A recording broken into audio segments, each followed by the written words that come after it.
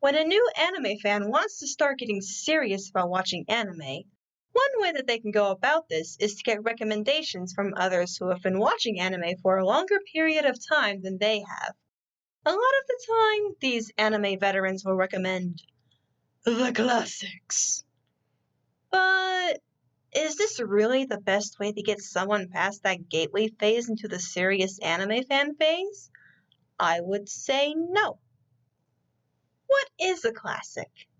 The definition that I've come up with is a piece of a medium that has a significant impact on the future works in that medium. Why are classics seen as important? From observing other mediums, such as music and live-action film, classics can be seen as the peak of their kind during their time, or a way to establish a timeline of how their medium has evolved. I am going to disclose full transparency here.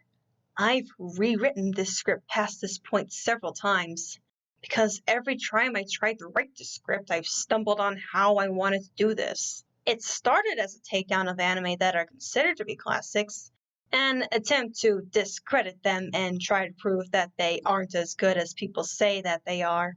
Doing just a few minutes of research quickly debunked this notion. Then I tried to justify why classic anime are classics using the definition that I had come up with.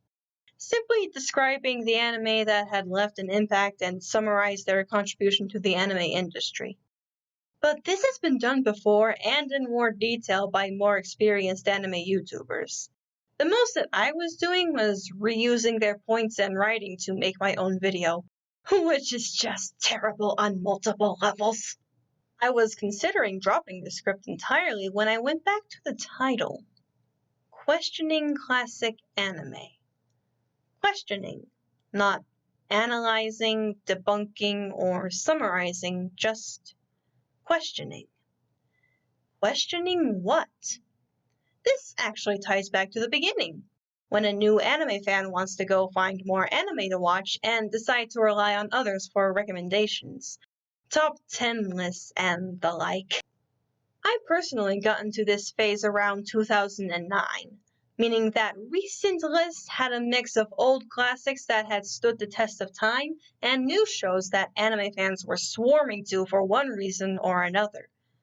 Clannad, Code Geass, Ranma 1/2, Sailor Moon, etc. The pinnacle of these shows were Full Metal Alchemist Brotherhood and The Melancholy of Haruhi Suzumiya. Here's the thing. I thought Brotherhood was season 2 of Full Metal Alchemist. I had tried to watch Code Geass before this, but when I got bored of the show, I tried checking out the next season to see if it would interest me again. It didn't. So I watched Full Metal Alchemist before watching Brotherhood. Except that I could barely get a few episodes past the Nina reveal. I was too shook. I thought, season 2 might interest me. Imagine my surprise when Brotherhood wasn't season 2, but just a remake. So I dropped that show real fast. I had watched Clannad before watching Haruhi, and felt cheated because I thought it would be a show about a cute dongle family based off of the ending. Sad times. Barely remember much of it in the present. Only the starfish arc. So when watching Haruhi, without having years of anime knowledge of tropes and character cliches, it came across as a boring harem anime with too much exposition. And the last episode I watched had the cast pressuring the main guy to kiss a girl he doesn't like in order to save the world. I don't remember much more than that. Except the yaoi bait in the episode before. That's not to say that lacking prior knowledge automatically makes a show bad. I was able to watch and enjoy Lucky Star around this time without knowing most of the references being made in the show. It was just really funny, and the portrayal of Konata as being a massive otaku helped me bridge the gap between the comedy and the reference. I had watched a lot of recommended shows, and didn't like most of them. To the point that I can barely remember what happened. Neon Genesis Evangelion?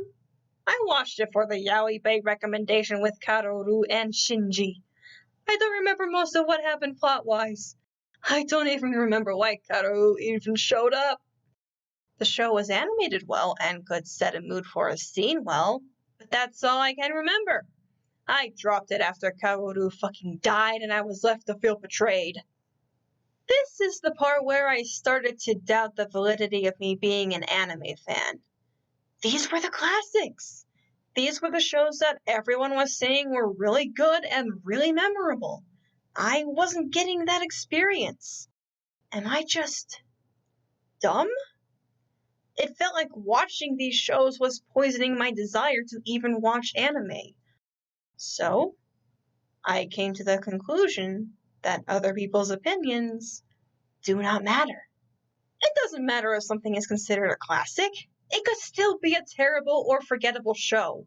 It could even be something that does not interest the viewer whatsoever.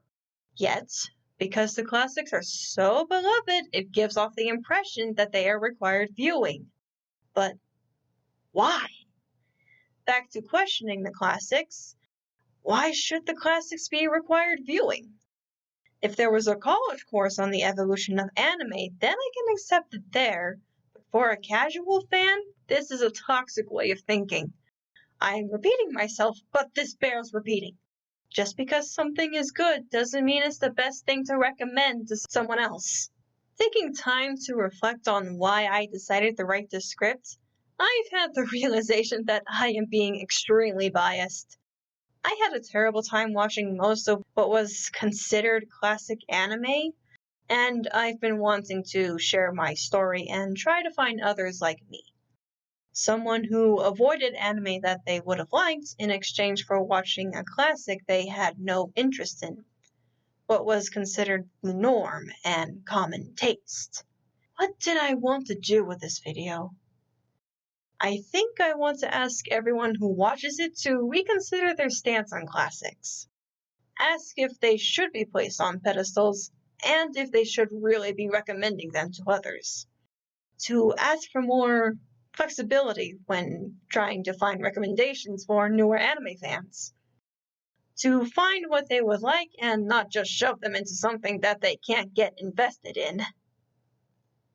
I am fully expecting some hateful comments for this video, but I don't care much. I'm going to thank you for watching anyway. Maybe I will revisit this subject later on when I've gotten more experience in making videos and more experience with writing. Come back soon!